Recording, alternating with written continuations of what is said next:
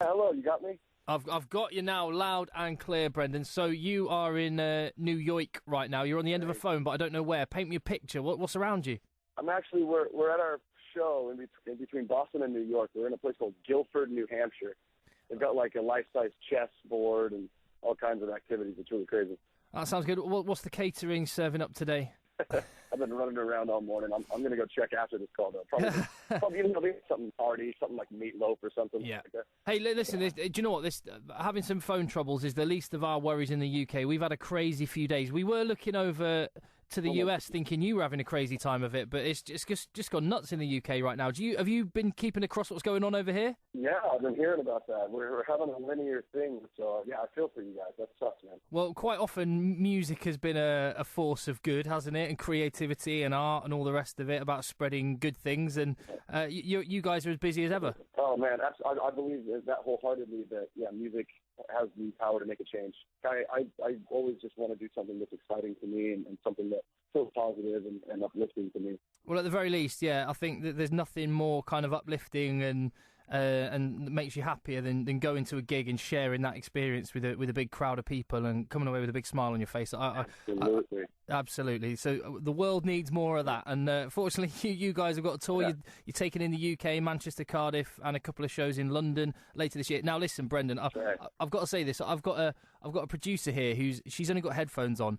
She's just been so. No, I'm going to turn her microphone on because she's been saying all day. Oh, I'm going to the show in Ali Pali. I'm so excited. So go on, Katie. Say hello to Brendon. Oh, man. Hi. Hi, Katie. Hi, Brendon. Good to talk to you. That's awesome. You're going to Ali Pali. That's our first time going there. That's amazing. Yeah, I'm going to be coming on the Saturday night with Matt, who's another one of our presenters. So very excited. That's awesome.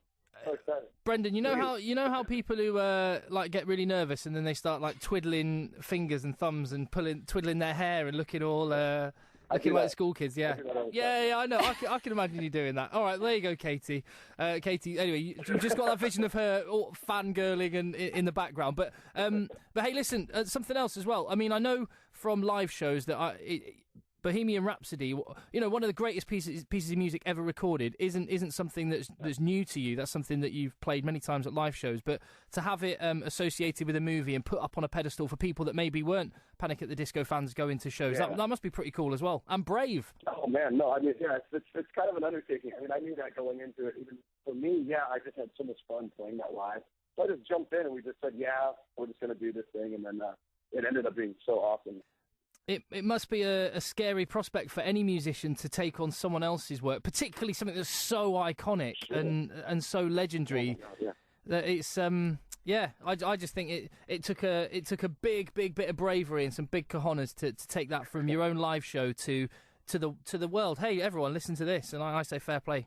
Yeah, sure. I mean, that happens, with anything, especially something like Bohemian Rhapsody, which in my opinion is the greatest song ever written. I just feel like doing that for me, it was more just fun, and it was coming from that place. I knew I couldn't go wrong.